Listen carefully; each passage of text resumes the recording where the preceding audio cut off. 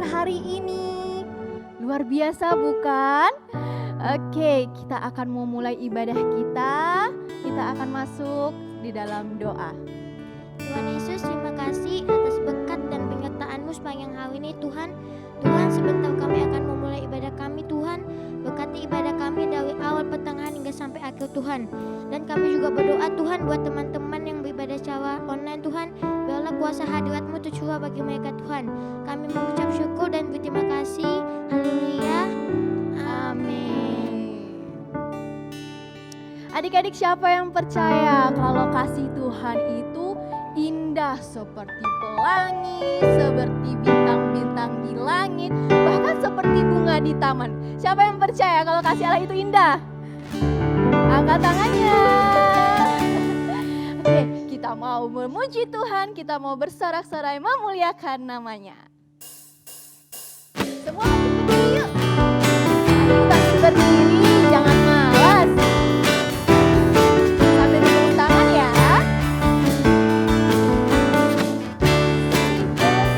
Indah, indah, oh indah kasih Yesus. Indah, indah, oh indah kasih Yesus. Kasih Yesus, indah, indah, oh indah kasih Yesus. Indah, indah, oh indah, lebih indah dari pelangi, lebih indah dari bintang di langit, lebih indah dari bunga di taman. Oh Yesus, lebih indah dari pelangi, lebih indah dari bintang di langit, lebih indah dari bunga di taman. Oh Yesus.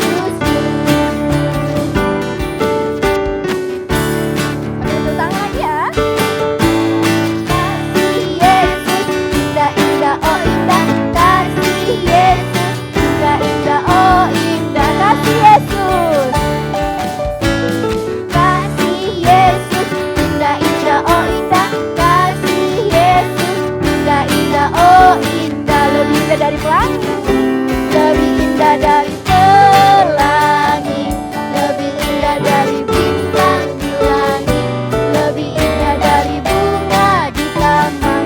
Oh Yesus, lebih indah dari mana lagi Sam? Bintang di langit, lebih indah dari bunga di taman. Oh Yesus.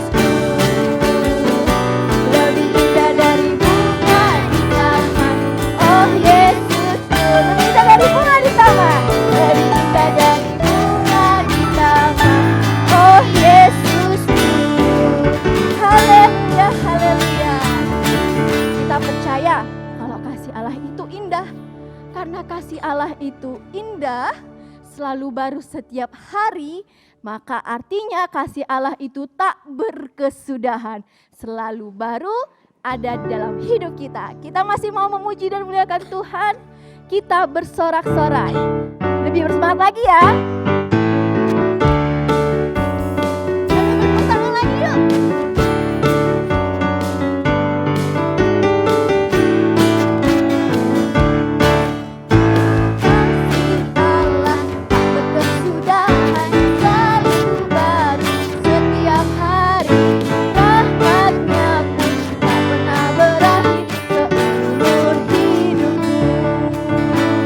Kasih Allah tak pernah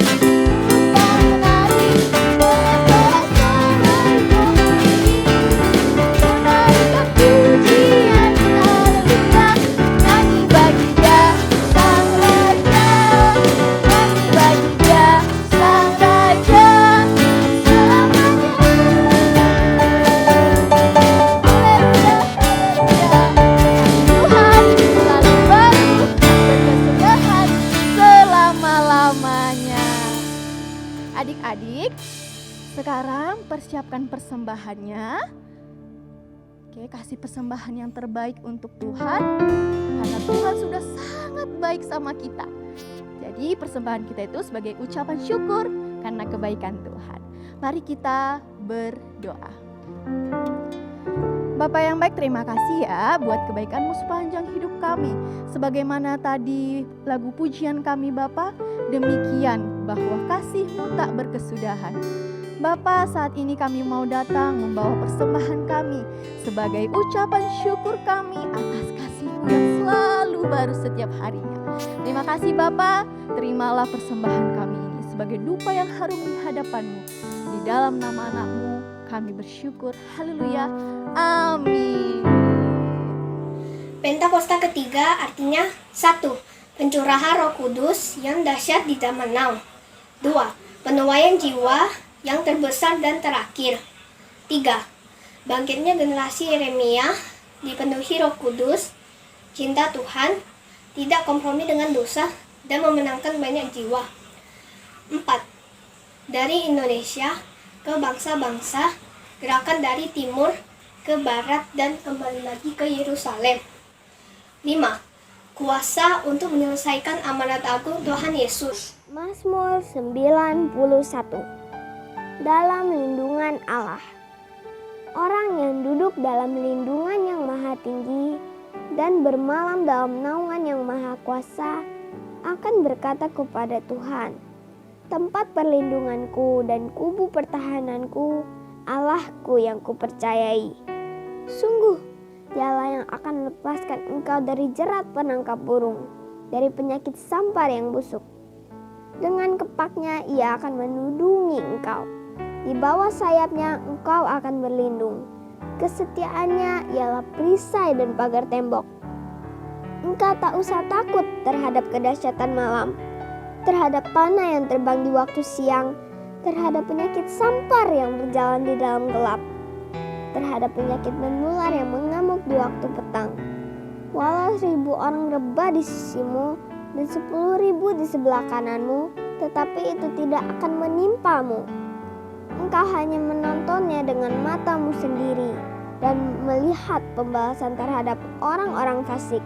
Sebab Tuhan ialah tempat perlindunganmu, yang maha tinggi telah kau buat tempat perteduhanmu. Malapetaka tidak akan menimpa kamu, dan tulah tidak akan mendekat kepada kemahmu.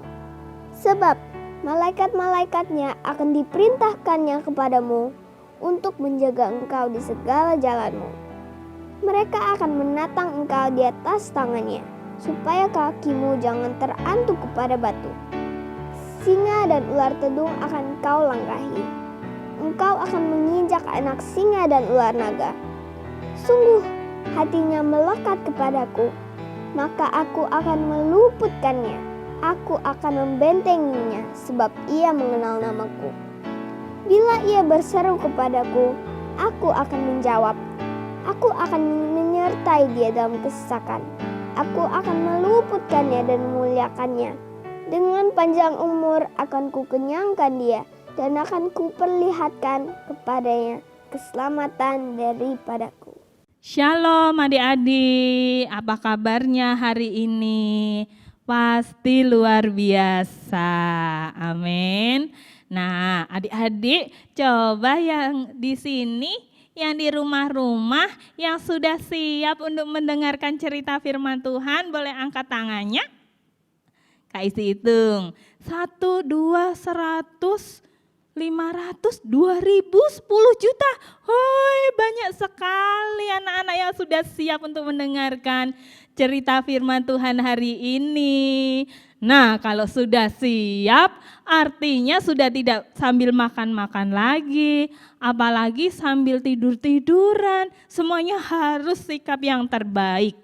Oke, setuju? Yang setuju angkat tangannya? Oke, sip. Nah, sekarang sebelum kita mendengarkan cerita firman Tuhan, kita sama-sama berdoa dulu ya. Lipat tangannya, tutup matanya, yuk. Tuhan Yesus, terima kasih untuk hari ini.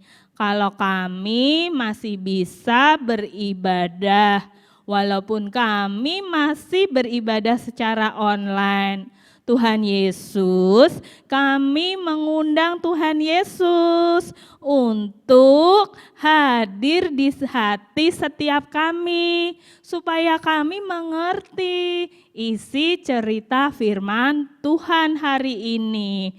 Terima kasih Tuhan Yesus, hanya di dalam nama Tuhan Yesus kami berdoa dan mengucap syukur. Haleluya, sama-sama kita katakan amin. Nah, adik-adik, hari ini Kak Isti punya cerita yang bagus. Pasti adik-adik tertarik. Yang mau mendengarkan cerita Kak Isti, yuk pasang telinganya lagi. Jangan sampai nanti enggak dengar apa yang diceritain, oke? Nah, ini dia ceritanya.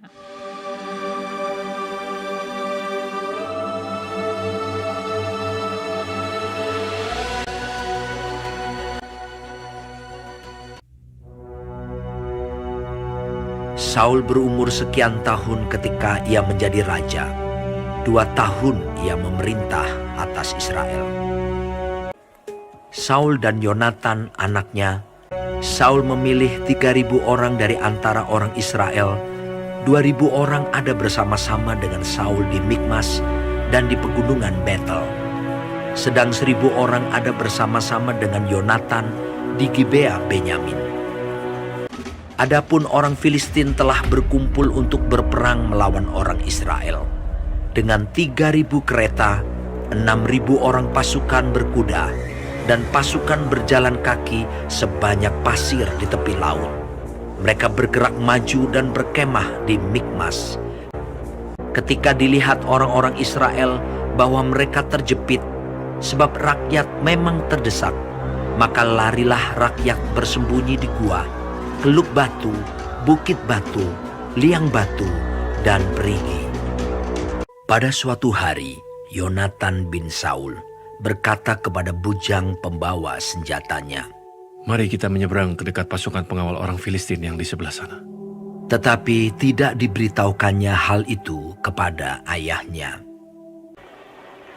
Di antara pelintasan-pelintasan bukit yang dicoba Yonatan menyeberanginya ke arah pasukan pengawal orang Filistin, ada ujung bukit batu di sebelah sini, yang satu bernama Bozez, ujung yang satu berdiri di sebelah utara di tentangan Mikmas, dan ada ujung bukit batu di sebelah sana, bernama Sene. Yang lain di sebelah selatan di tentangan Geba.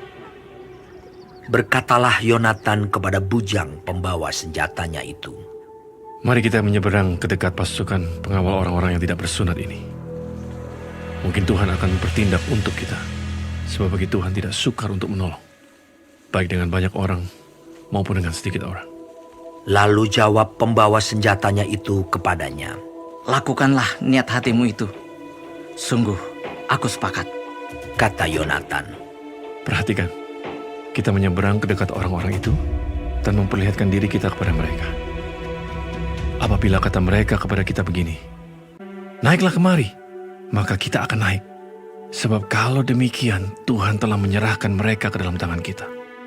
Itulah tandanya bagi kita. Ketika mereka keduanya memperlihatkan diri kepada pasukan pengawal orang Filistin, berkatalah orang Filistin itu, "Lihat! Orang-orang Ibrani keluar dari lubang-lubang tempat mereka bersembunyi. Naiklah kemari, maka kami akan menghajar kamu." Lalu kata Yonatan kepada pembawa senjatanya, "Naiklah mengikuti aku, sebab Tuhan telah menyerahkan mereka ke dalam tangan orang Israel." Maka naiklah Yonatan merangkak ke atas dengan diikuti oleh pembawa senjatanya. Orang-orang itu tewas terparang oleh Yonatan, sedang pembawa senjatanya membunuh mereka dari belakangnya. Kira-kira 20 orang. Lalu timbullah kegentaran di perkemahan, di padang, dan di antara seluruh rakyat. Juga pasukan pengawal dan penjarah-penjarah itu gentar, dan bumi gemetar, sehingga menjadi kegentaran yang dari Allah. Ketika peninjau-peninjau Saul di Gibea Benyamin melihat hal itu, berkatalah Saul kepada tentara yang bersama-sama dengan dia itu, "Periksalah barisan, dan lihatlah siapa yang pergi daripada kita." Mereka memeriksa barisan, dan ternyata Yonatan dan pembawa senjatanya tidak ada. Kemudian berkumpullah Saul dan seluruh rakyat yang bersama-sama dengan dia itu. Dan ketika mereka sampai ke tempat pertempuran, tampaklah setiap orang menikam temannya dengan pedang. Suatu huru-hara yang sangat besar. Lagi pula orang-orang Ibrani yang telah lama tinggal pada orang Filistin dan yang telah ikut maju dalam tentara mereka. Mereka juga berbalik untuk bergabung dengan orang-orang Israel yang ada bersama-sama dengan Saul dan Yonatan. Bahkan ketika semua orang Israel yang telah bersembunyi di pegunungan Efraim mendengar bahwa orang Filistin telah lari, orang-orang itu pun bergabung dengan mereka dalam pertempuran. Demikianlah Tuhan menyelamatkan orang Israel pada hari itu. Adik-adik, siapa tadi yang diberkati dengan cerita Saul dan Yonatan? Semuanya diberkati. Nah, adik-adik, hari ini kita belajar tentang apa sih dari cerita Saul dan Yonatan? Yang pertama, kita harus punya keberanian, tetapi harus juga kita mengandalkan Tuhan. Tidak hanya berani, tetapi juga harus mengandalkan Tuhan. Yang kedua, kita tidak boleh takut. Kita nggak boleh takut. Kita tidak boleh menjadi anak yang penakut. Kemana-mana takut. Terus takut nggak bisa ngerjakan soal di sekolah. Enggak. Tapi kita terus untuk belajar supaya bisa mengerjakan setiap tugas yang dikasihkan guru. Dan selain itu kita harus tetap takut dan hormat akan Tuhan. Nah, adik-adik, pasti kita semua di sini punya cita-cita. Betul? Adik-adik yang di rumah punya cita-cita. Kak Isti punya cita-cita.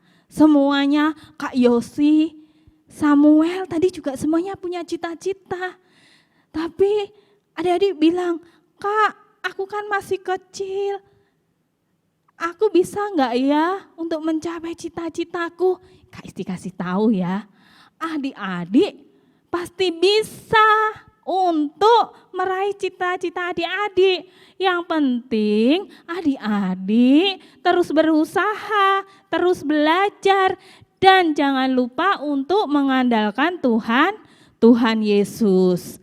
Nah, yang sudah siap untuk meraih cita-citanya, tetapi harus tetap berusaha dan mengandalkan Tuhan Yesus, kita semuanya boleh lipat tangannya, tutup matanya.